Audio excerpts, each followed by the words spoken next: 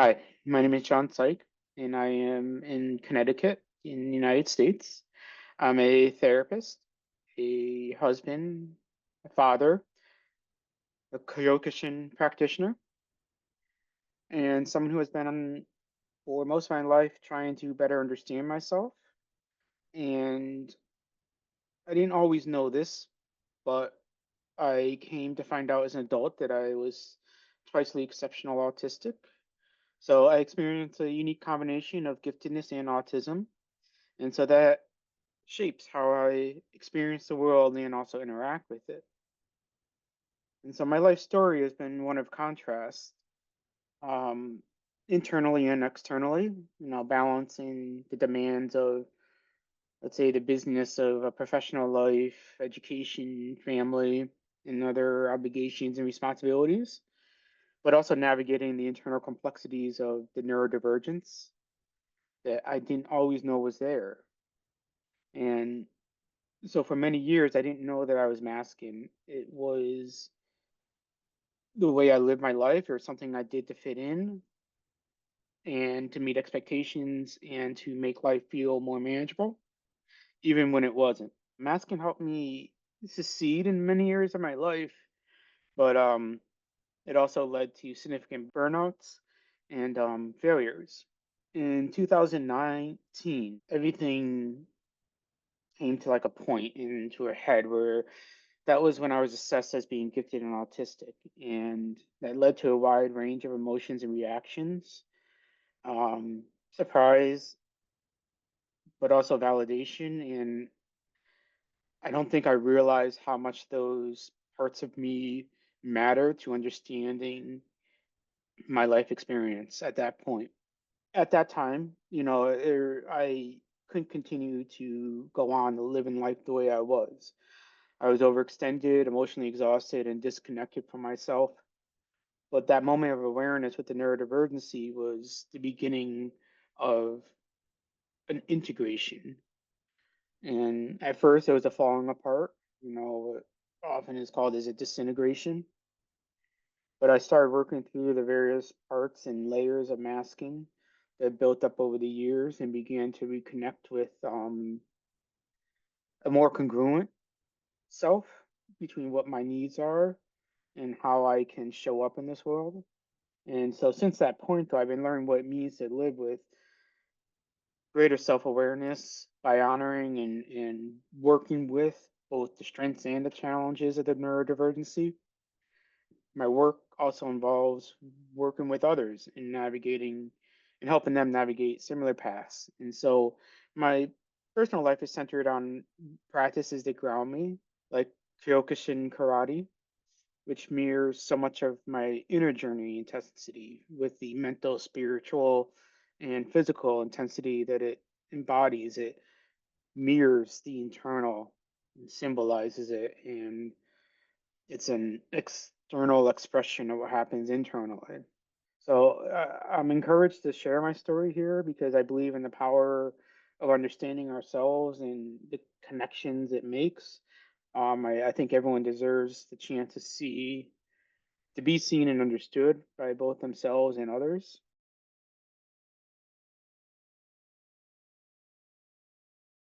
And so, what have I learned about masking and how it looks for me is that, for me, masking been like wearing an invisible costume tailored to blend into different settings almost.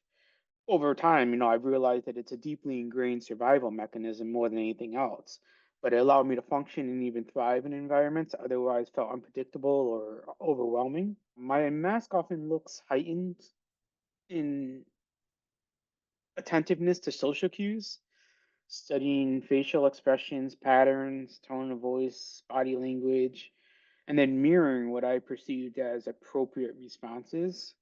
It's laughing at the right moments, nodding to show I'm engaged, or toning down the parts of me that might be considered too much. For years, I didn't even realize I was doing it because it felt automatically. I did know that I was trying to adapt and to answer or be what I thought the other person wanted of me. It was just a default setting that helped me stay connected to others. And other times I might overcompensate by speaking in a way that felt polished or prepared. And that's particularly prevalent in professional settings. There's a lot of emotional suppression, and I learned to play it cool, to avoid drawing attention to myself when I'm overwhelmed. Masking, though, wasn't just about what I do, or it's also about what I don't do. I don't say no to honor what my actual needs are. I hold back maybe calming or stimming behaviors, if you will, that feel natural when I'm processing emotions or thoughts. I may even suppress my true opinions or reactions if I think they might be understood. And the more I've learned about masking, the more I've understood that it negatively impacts my sense of self or my understanding of self. It's a tool to feel safe and accepted, but it created a massive disconnect between who I was and my inner world and the external world. And there's like two different people. Recognizing though that there was this difference, or that the things inside of me or parts of me were okay, helped me to unmask, to trust that I can exist more about who I am without constantly filtering my experience.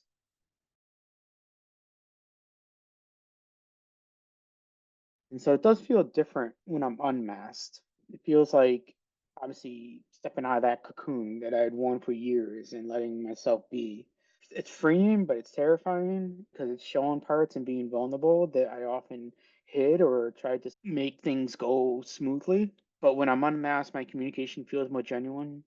I'm not filtering every thought or carefully curating my responses to fit a mold.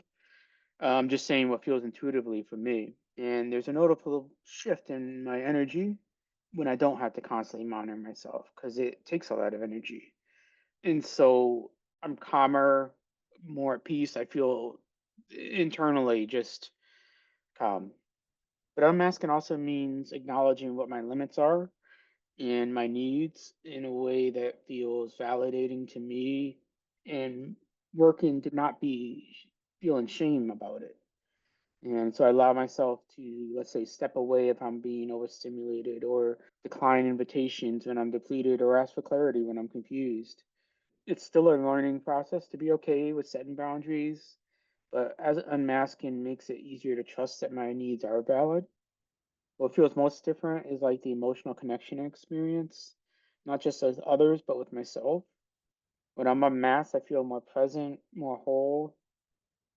There's no mental calculation happening in the background and wondering if I'm saying the right thing or made the right impression.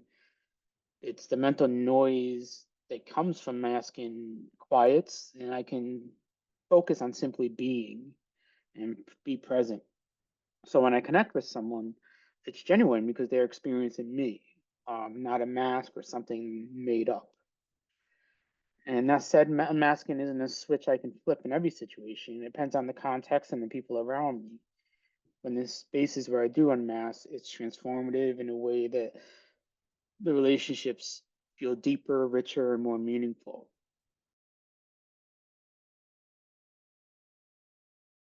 So, what do I wish that other people knew? It's how exhausting masking can be, not just physically, but emotionally and mentally.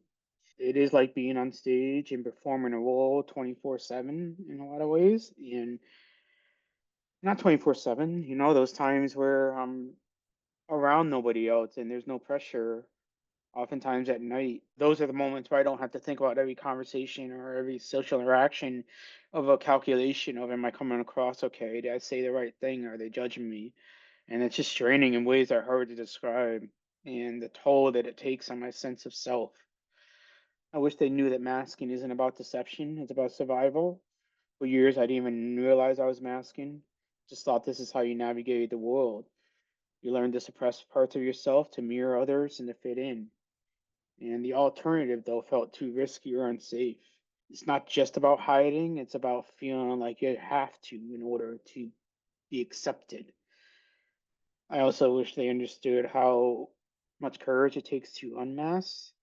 The vulnerability of fear and rejection, judgment, and misunderstanding can be scary, but it's not abandoning all social norms. It's about finding spaces where I can show up as my authentic self and still be respected and valued, and also choosing where I do mask and to what degree.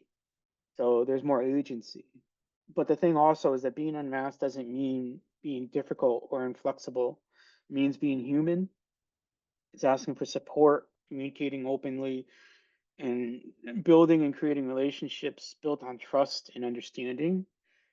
I wish when they knew that when they make space for neurodivergent people to unmask, they're not just seeing the challenges, they're also seeing the creativity, depth, and unique perspectives that come with that authenticity of themselves. And so unmasking isn't just about me, it's about also building communities or connections and places where people can feel like they can be themselves.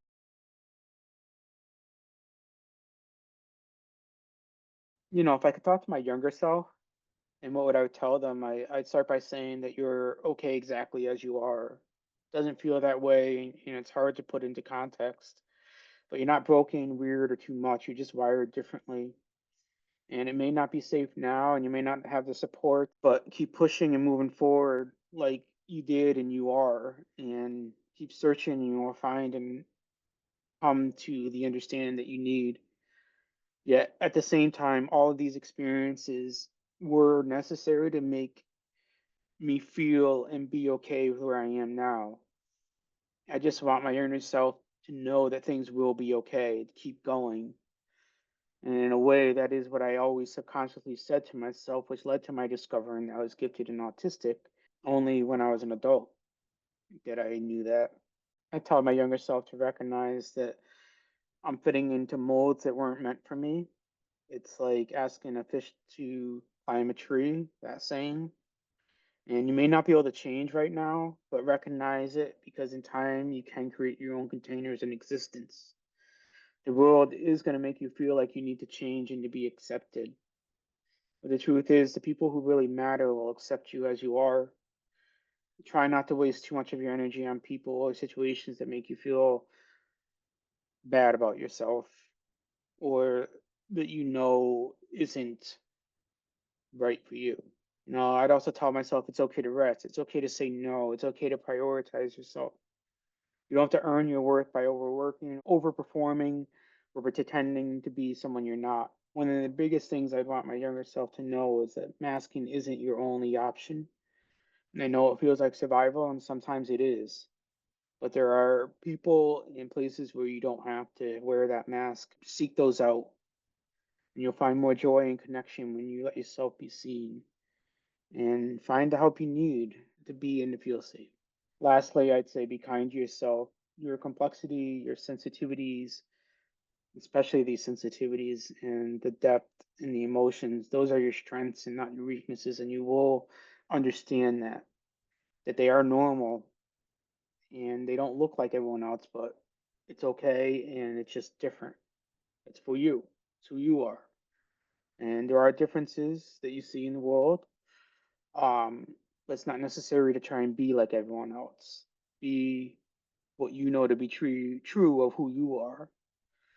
Um, you will be able to design your own life in a way. And these qualities will help you navigate life in ways that are right for you. Trust in the journey and the path, even when it's hard, because you're going to get this. Thank you for listening and hearing my story on masking and unmasking, my experience with it. I hope others find something in it that might be helpful for them. And keep going on. Just keep moving forward and finding what you know to be your truth.